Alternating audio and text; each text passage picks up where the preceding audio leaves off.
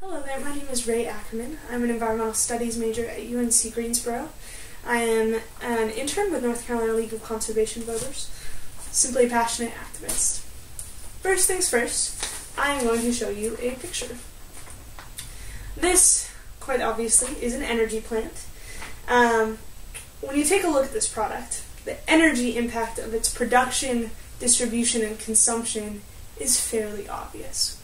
It's something that we talk about, it's something that we've learned to recognize.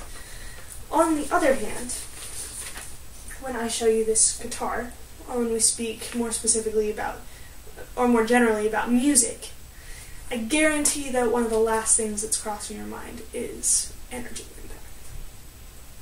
So, what I really want to accomplish today in a couple of minutes that I have to speak with you is just to simply encourage a mindfulness and concern to the energy impact the commonplace materials in our lives have, and ask you to evaluate how we can lessen that impact by improving specifically the way we produce, distribute, and consume items.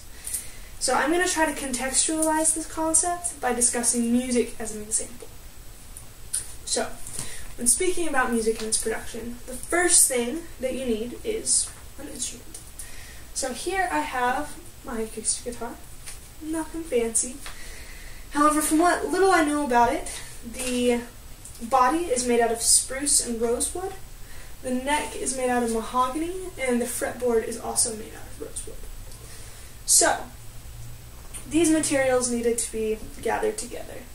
First, you cut down the trees, and then you'll need to transport them using plane, train, or automobile, using X amount of gas, emitting X amount of pollutants into the atmosphere. It does have impact, and then you need to actually make the guitar. So, still speaking about production, however, if you're in the music business, you're going to want to produce an album. Now, when you think about the power usage of all that equipment, of the mics, the instruments, the mixing board, and all of the time that you're going to need to spend in the studio to create a quality product, that's going to be energy intensive. From the research that I've done, professional recording studios spend hundreds of dollars a month on energy bills. And then, once you have the album, once you have the instruments, you need to distribute this content to the masses. So if you are going to sell CDs, you need to transport those to the stores. If you're going to sell an album online, that requires the energy of an online business, which consists of servers that are active 100% of the time, and we consume their product by turning on our laptops, plugging in, and accessing those servers. And so that's going to add up. That's going to have an impact.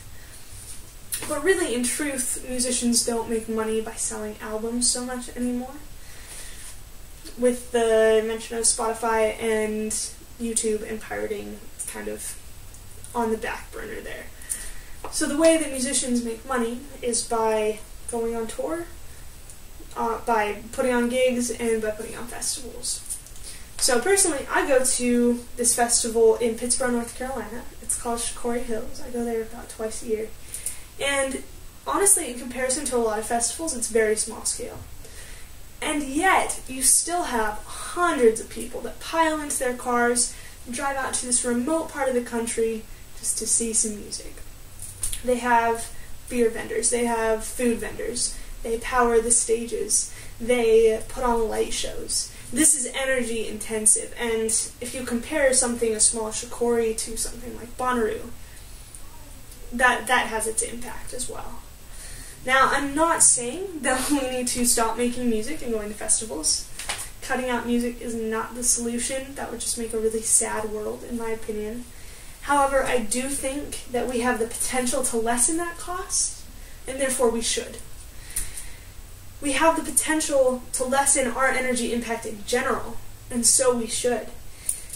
So as we improve our situation with energy, as we're here talking about this, let's consider it from each angle, from the production, the distribution, and the consumption, and work to improve each accordingly.